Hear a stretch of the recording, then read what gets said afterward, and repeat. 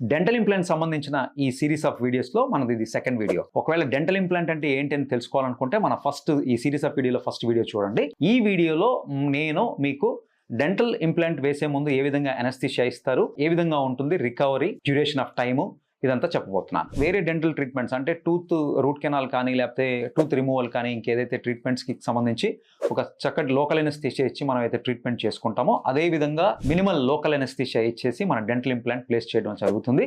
So tooth removal కంటే root canal treatment కంటే కూడా చాలా సింపుల్గా డెంటల్ ఇంప్లాంట్ మనం చేసుకోవచ్చు. అబ్సల్యూట్లీ 0 పెయిన్తో మనం డెంటల్ ఇంప్లాంట్స్ చేసుకోవచ్చు. అండ్ రికవరీ టైం కూడా పెద్దగా అసలు రికవరీ టైం అనేది మనం మాట్లాడుకోవాల్సిన అవసరం లేదు. ఎందుకంటే పెద్దగా మనం దాని నుంచి బాధపడి మళ్ళీ బయటపడేది అయితే మనం రికవరీ టైం అంటాము.